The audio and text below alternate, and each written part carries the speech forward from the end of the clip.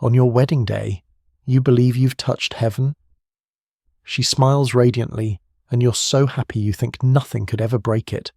But a few years later, you find yourself sitting alone in the cold office of a lawyer, holding divorce papers, and asking yourself, why did the most beautiful dream of your life turn into a nightmare? You're not alone. Millions of men have walked into marriage believing they had found the woman of their life, only to pay with their peace, their finances, and even the future of their children. And the reason does not lie in fate, but in the warning signs they ignored from the very beginning. From the very first encounter, she entered your life like a strong gust of wind, both gentle and fierce. Her beauty, her allure, and her mysterious gaze made it impossible for you to walk away.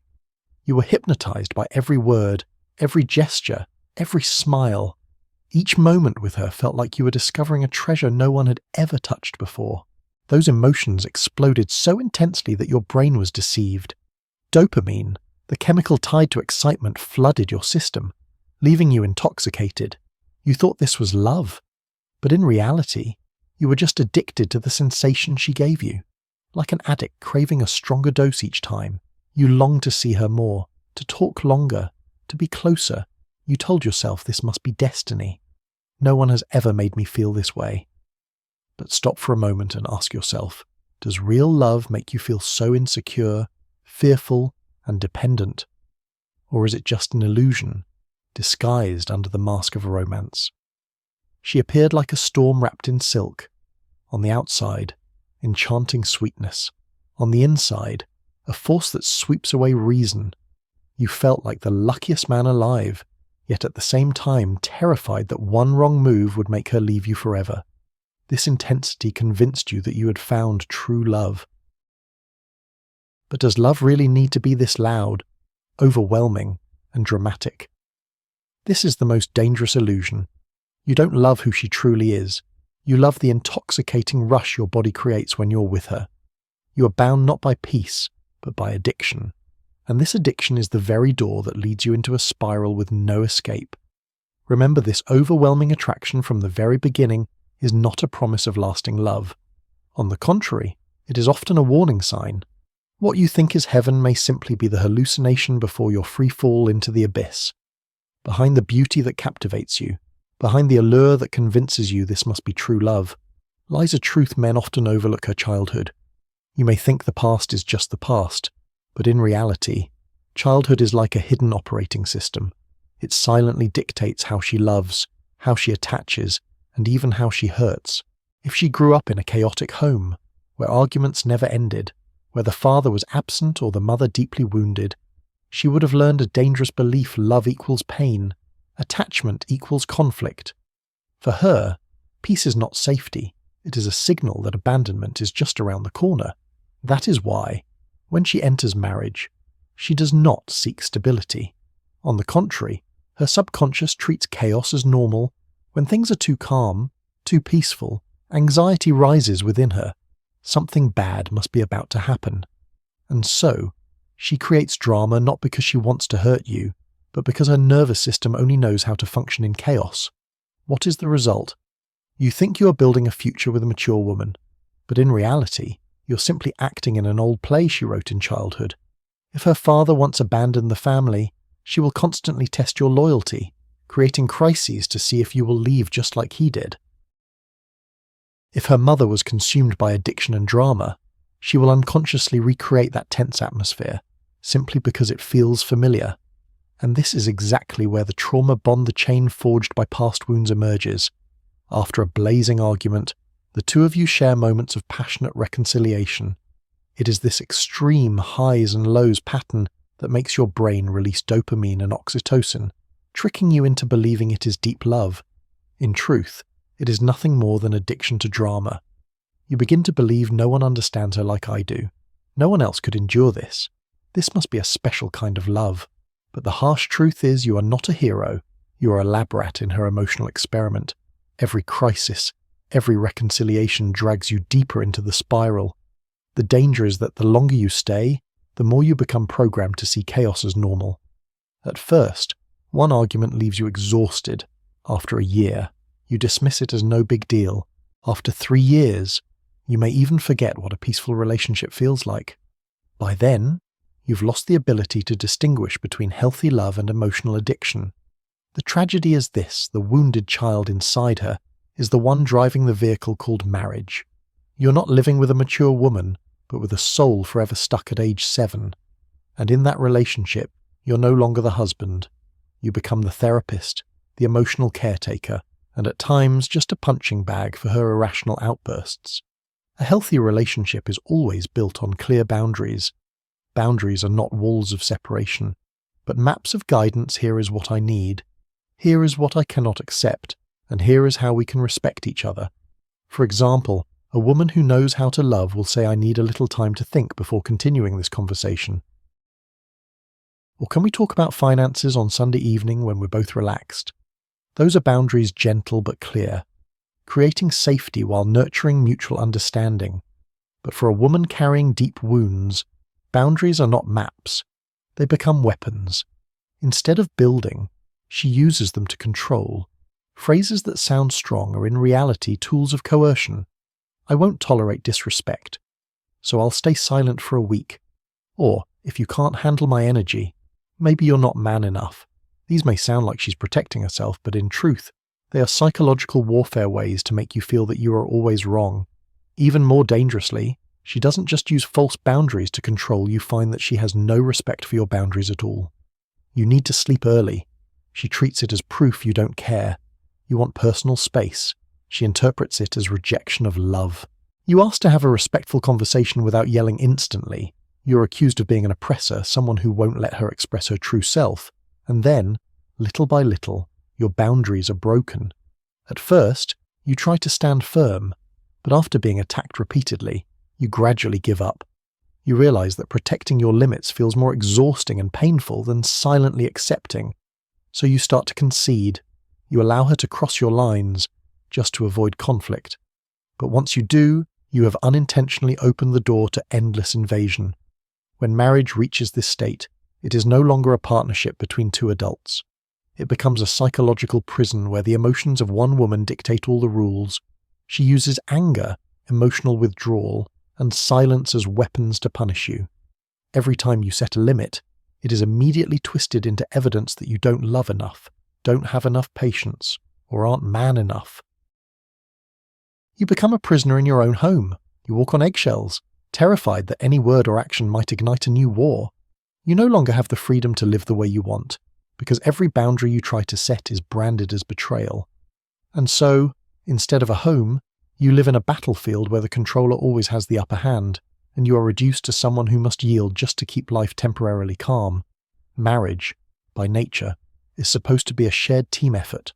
Two people building goals together, supporting one another, sharing burdens, and celebrating rewards.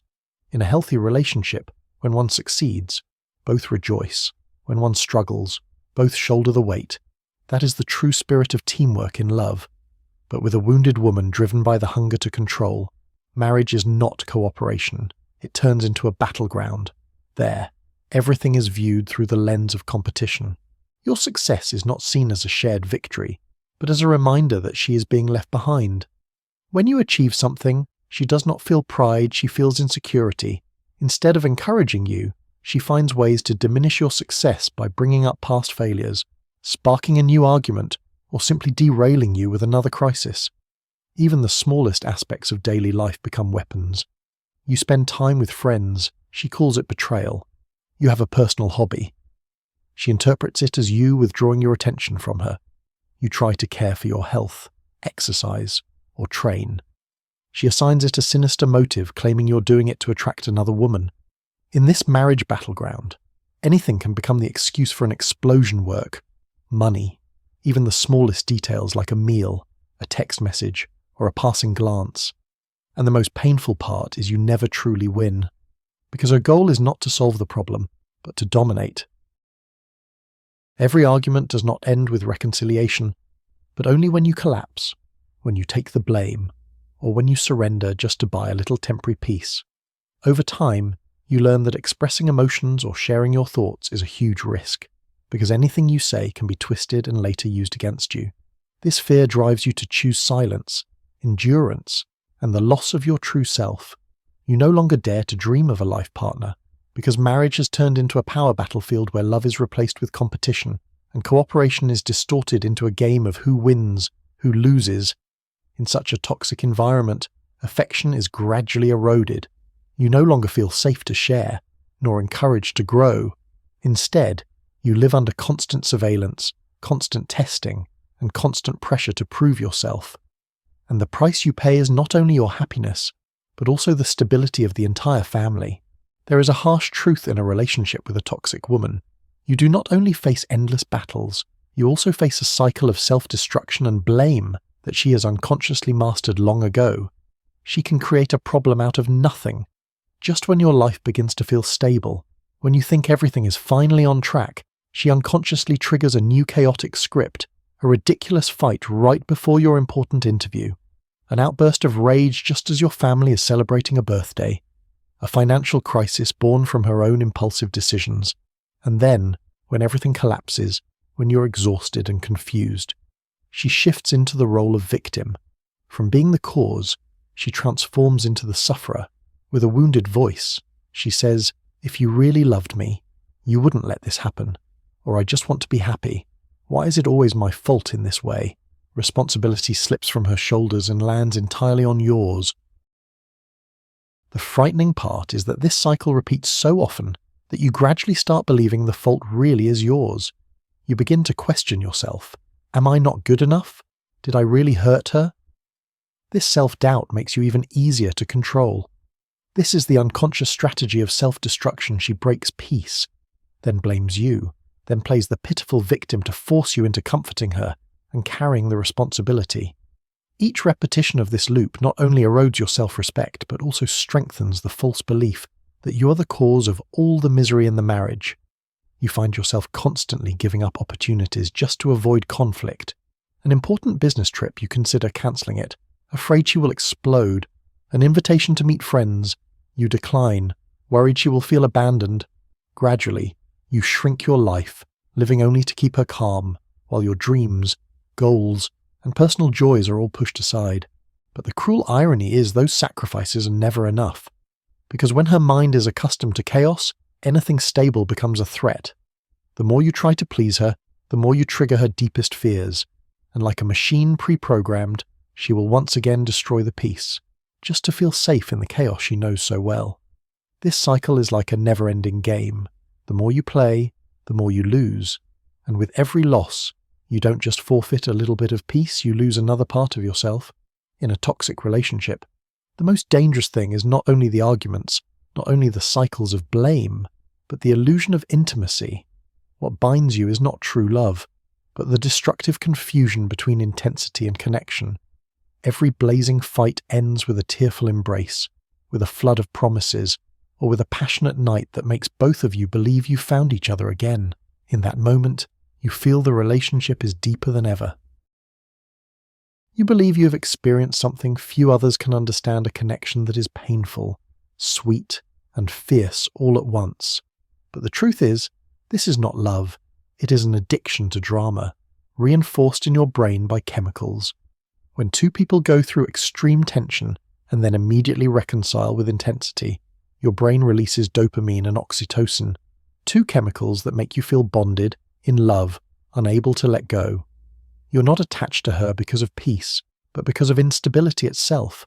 The more storms, the more powerful the reconciliation moments, and your brain mistakes this for real love. Ask yourself, why do you only feel she is truly close to you after the two of you have just survived a draining battle? Why does the passion only come after tears and screaming? Does real love need to be built on ruins like this? This is why so many men say, with her, I feel addicted. I know it's harmful, but I can't quit. They don't realize they are addicted to emotional ups and downs, like being hooked on a roller coaster of feelings. The highs are euphoric, the lows are suffocating, and yet, it is precisely this contrast that creates the addiction. Meanwhile, healthy relationships where love is built on trust, patience, and peace are dismissed as boring. A man accustomed to drama often feels restless when he meets a kind woman who listens and shares. He confuses peace with lack of passion, stability with dullness. This is the psychological trap many fall into. Repeating it across different relationships, she, too, exploits this. She knows how to turn explosions into false evidence of love. If you didn't love me, why would we be so intense? But in reality, it is only trauma bonding a cycle of being addicted to pain, then comfort, and slowly, you begin to believe this is real love, that a relationship without drama must be shallow, that if there are no fights, no tears, no breakups and reunions, then it cannot be deep, when in fact, the truth is the opposite. Real love does not drain you, it heals you. A raw truth few dare to face. The toxic woman is not looking for a life partner, she's looking for a host, a man who can provide her with what she craves: emotions, money, status, attention to sustain her familiar life of chaos. For her, love is not sharing. It is a one-sided contract of resource extraction. First, there are emotional resources. You become the energy pump for every instability in her life. She cries, you must comfort her. She rages, you must soothe her. She feels insecure, you must reassure her. Day after day, you're gradually drained. Your inner life is pushed into second place. Your dreams, goals, and passions disappear, because all your time and energy are consumed by the task of keeping her stable. Next, there are financial resources. To her, money is not cooperation, but a tool of power. She spends impulsively, creates financial crises through recklessness, and then turns around and blames you. If you were more capable, I wouldn't have to worry like this. Your money is shared money, but her money is personal property. And when crisis erupts, you as the so-called man of the family are always the one expected to carry the burden. It doesn't stop there. She also exploits social resources. Your friends gradually drift away, because every relationship outside of her is treated as a threat. Your family becomes the enemy, simply for daring to speak truths you don't want to hear. She manufactures conflicts with those closest to you, forcing you to choose her or them. And in this game, you become increasingly isolated, until your entire world revolves only around her. But the greatest tragedy is the children. In a toxic family, children are no longer allowed to be children. They are turned into emotional tools for their mother. She cries, they must comfort her. She feels sad, they must console her. She rages, they become the shield she uses to vent her anger or to pressure you. This is called role reversal, when the child must become the parent to their own parent. This leaves devastating psychological wounds. Children learn that love always comes with chaos, that they must walk on eggshells to avoid provoking others, that their emotions are less important than keeping someone else calm. As they grow, these children carry anxiety, fear of abandonment, and even repeat the very toxic love patterns of their parents. And so, the cycle does not end with you. It spills into the next generation. What you endure today becomes a painful inheritance for your children tomorrow. You think you are sacrificing to keep the family intact, but in truth, you are teaching your children that love means enduring, love means chaos, love means losing yourself. Many men believe divorce is the escape, that with just a signature, they will reclaim their freedom. But the harsh reality is this with a toxic woman. Divorce is not the end, it is only the beginning of a new war. In the courtroom, she transforms into the perfect victim. The years of chaos, the times she hurt you all erased from the story. Instead, she spins another script. You are the neglectful one, the cold husband, the irresponsible father. She cries, she trembles, she uses every emotional tactic to sway the judge and those around her.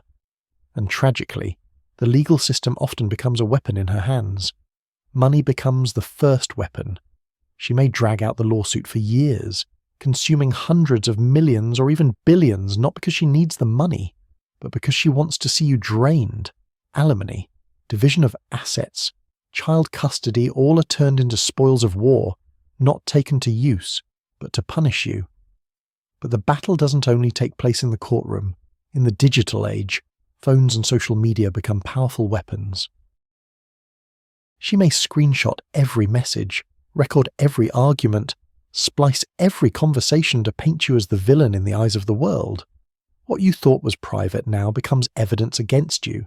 On social media, she builds a different persona, a pitiful, resilient woman, struggling against a cruel husband. Vague posts, survivor of pain quotes, drip-fed regularly to draw sympathy from friends and the community, and every like, every word of comfort becomes an invisible dagger stabbing your reputation. She doesn't forget to use technology for control either. From demanding access to accounts, email passwords, to using location apps on the children's phones to track you, you thought divorce meant separation, but in reality, she still encircles your life with an invisible web of control and manipulation. The terrifying part is, even if you meet someone new or simply try to rebuild your life, she can still use technology to sabotage you. A photo, a comment, a text released at the right moment is enough to fracture a new relationship or destroy your credibility at work. In other words, divorce does not end the tragedy. It only changes the battlefield. If in marriage she controlled through emotions and drama, then after divorce she controls through law, technology, and reputation. And any man who steps out of a toxic marriage unprepared for this second war will quickly realize he is not truly free yet. The scariest part is not that you end up in a toxic marriage, but that you saw the warning signs from the very beginning and chose to ignore them. These signs are often small, subtle, but if you pay attention, they appear as clearly as red flags. Pay attention to how she talks about her past. If in every story she is always the victim and everyone else is the bad one, that is a dangerous sign, because one day you may very well become the next bad one in her story. Observe how she treats others, especially those in lower positions, waitstaff, drivers, even friends. A compassionate woman will treat everyone kindly, not just you. But if she easily explodes or belittles others, sooner or later that contempt will be aimed at you. Watch how she handles conflict. A mature person seeks dialogue, listens, and works toward resolution.